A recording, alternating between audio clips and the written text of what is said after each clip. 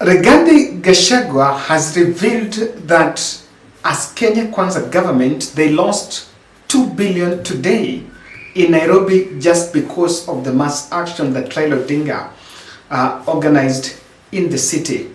And I'm asking, why are they even saying they organized a mass action while they tried their best to scuttle the demonstrators from getting to CBD? Welcome to the Bold Analysis. My name is Kevin Oduor. This statement should not be taken lightly from Rigathi Gachagua. There's a snippet of what he said in Mombasa. The country has lost almost 2 billion shillings in terms of business. And this is money that should have been circulating in the economy. We want to urge these people to consider this afternoon to call off the chaos, the mayhem, the intimidation, because what they are doing is destroying our economy. The economy had begun showing signs of recovery, and we were getting a lot of affirmation from international financial players. Now, this coming from our very own truthful man cannot be taken lightly. I was just trying to break it down and to cover some few, try to break it down how maybe the 2 billion has come. Could it be on the purchase of tear gas, water canisters, and allowances to security officers that were deployed in the city to neutralize the protesters? I've realized that some of those tear gas were those of 2018. In fact, they were supposed to expire in 2018. Remember, for the last 5 years, there was never a tear gas canister that was used anywhere within the CBD.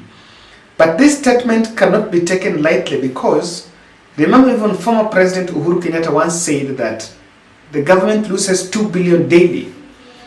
But then the question here is, I know it was just a propaganda he said it in Mombasa, because by the time he was giving it, they had not given quantification in terms of what, but I want to agree that it could even be more than that in terms of sales. How many sales people make in Nairobi?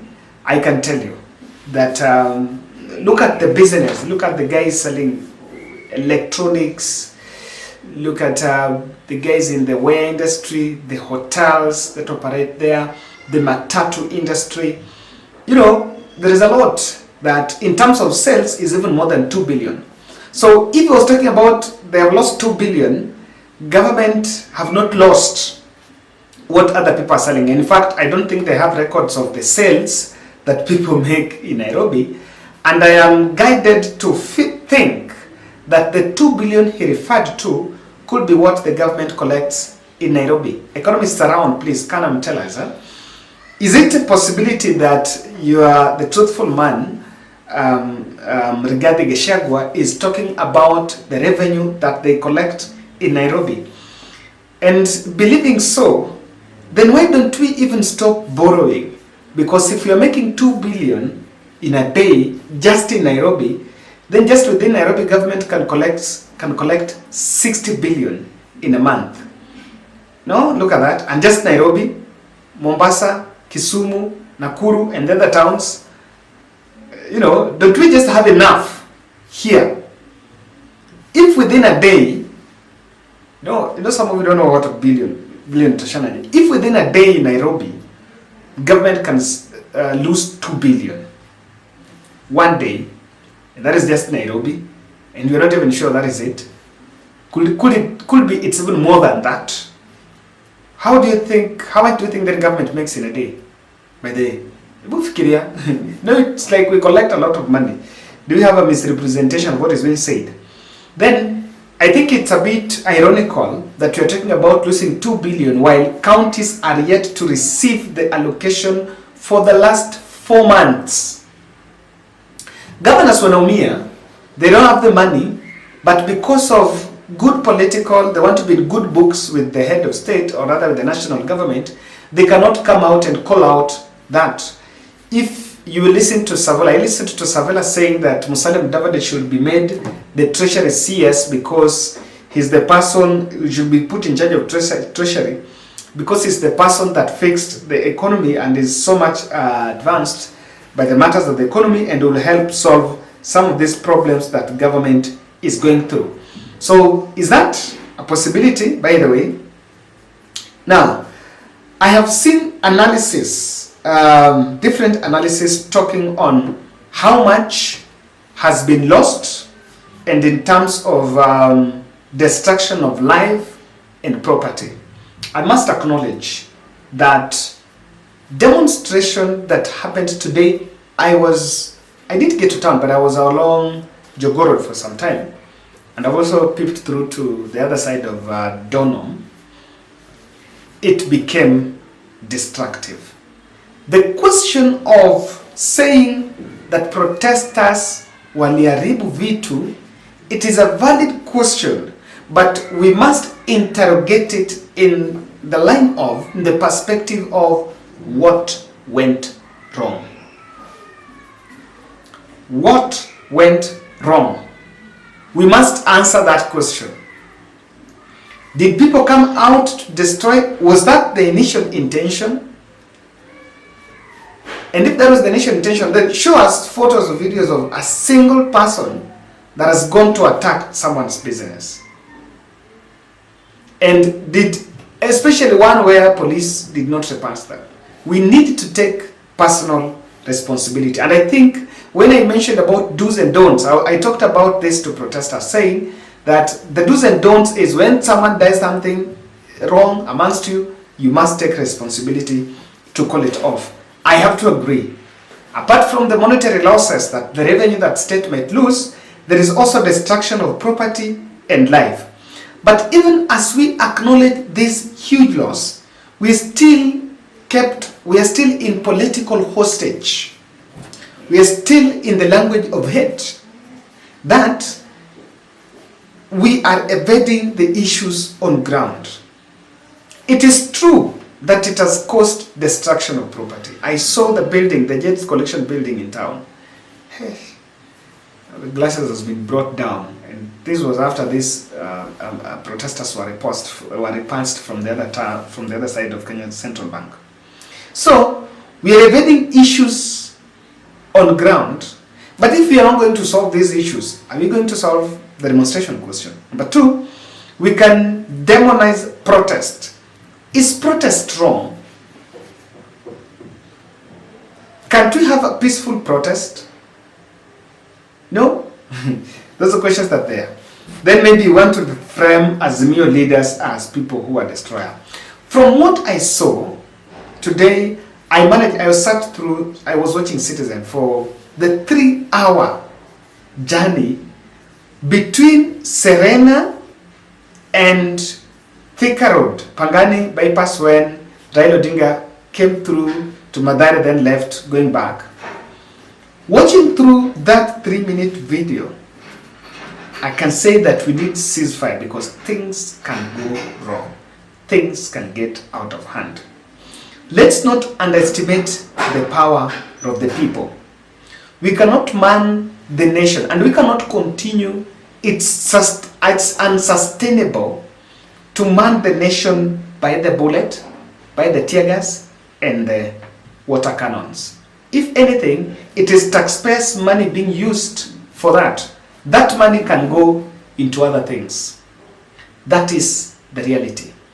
That the money we've spent in security, by just thumping that we can neutralize and calling yourselves with all sorts of names, like Chuma Yasjuya Wapi and the son of Mau Mau, those names and that chest thumping by the leader is not helping reduce the losses.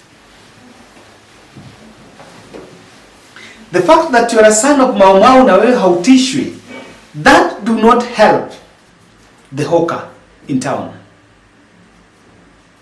That's it. The fact that Raila Odinga is saying, and is saying that it's not going to be moved down, and they're brave and they're going to move through with it, it's not going to help the situation. So, there's something that we must see. And this is what William Ruto, Raila Odinga, and more so William Ruto needs to see. Ladies and gentlemen, the masses are already agitated by the state machinery deployed. And so, if you thought that today's maandamano, the fact that we have not gone to State House, that's the end of it, because probably that's what people thought that was the intention.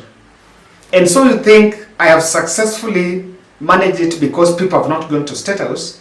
I can tell you, the masses are agitated. You could see the kind of strength and the vigor, the brave of facing the police. They don't care. Wanaona hiyo maji.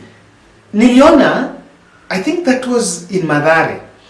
And tomorrow I'll get one person. I'll have a sit down here with one person who was in the protest. You'll give us a good interview of what happened. And niliona protesters, watu wanawagiwa hiyo maji. The tear gas. In fact, when tear gas wanarusha, they have normalized, and it's no longer about the fear of the police. People don't fear. I can tell you, people don't fear. You may like to say it how it is, people are agitated. And what does it mean? That if the protests are to continue, then it is beyond hatutishwi. The hatutishwi messages that the leaders are saying in tents with security and police officers surrounding you, it's indeed true kwamba hautishwi. But wananchi ndio wanatishwa. Uchumi ndio inatishwa. That's the truth. When the leaders are coalescing around William Ruto and Raila Odinga and saying hatutishwi, they mean it's indeed true. They have the money, they have everything, they have the security, round clock, 24/7 security, hawatishwi. But from what I saw, wananchi wanatishwa. Why am I saying? I still don't understand why we still had to escort Raila Odinga with tear gas and water cannons while he had left town and was in Kibera. Innocent Kenyans were being pushed left, right and center, even risking stampede by security officers who are just supposed to protect. And in fact, wale sasa in Mathare, they weren't going to destroy anything. That's what I'm saying. Kiongozi hatishwi. Ni kweli, mwananchi anatishwa na polisi and the cost of living. So, that is what leaders must see. There is third thing. The matters on table are beyond Raila wants handshake. The middle class, the people with the good polished English, the lawyers in Twitter, the teachers, the economists, and the political leaders who have turned to be bloggers, and other, in fact all lawyers are bloggers, that are speaking on Raila wants handshake. I can tell you that I've been trying to speak to people, and even yourself make an effort, go to Mathare, ask people about, do you think Raila should go for handshake? They will tell you no. So, and Raila is telling them, I don't want handshake, they want for you. If indeed people would learn the story of handshake, no one would have gone to fight. In fact, today, to some extent, there was no peaceful demonstration outside CBD, because the moment police started repulsing, it turned confrontational.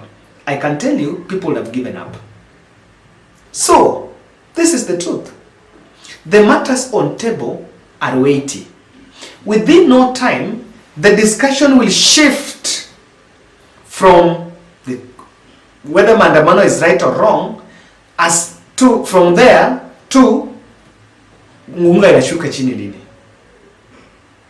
The weight is on table. The matters on table are weighty. Lastly, William Ruto, Rigathi Gachagua, Raila Odinga, Johnson Sakaja, any other person, Nairobi is very fragile.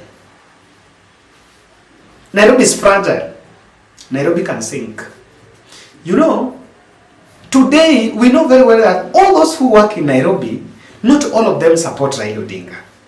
All those who have shops, all those who operate there, not all of them support Raila Odinga. Even Nyamakima team that have been towards the Kikuyu area, they don't support Raila Odinga. But they did not open. Despite the fact that they don't support Raila Odinga, they also did not happen. Nairobi is made of glasses.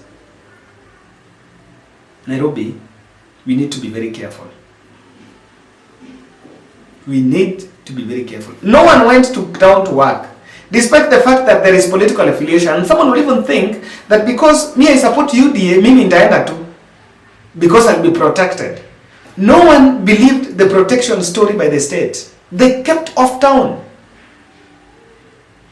This is the place where all those that stay in the slums, they go there to buy goods in wholesale. Mudhurwa, wale wa mama mboga wananunua mboga Mudhurwa. Mudhurwa could not be accessed. Nairobi is fragile. It's time we listen to the voice of Sakaja when he said that Nairobi ndio huumia. The chest thumping and the hardliners must give the way. Let the hardliners give the way so that we find a solution. Need for ceasefire.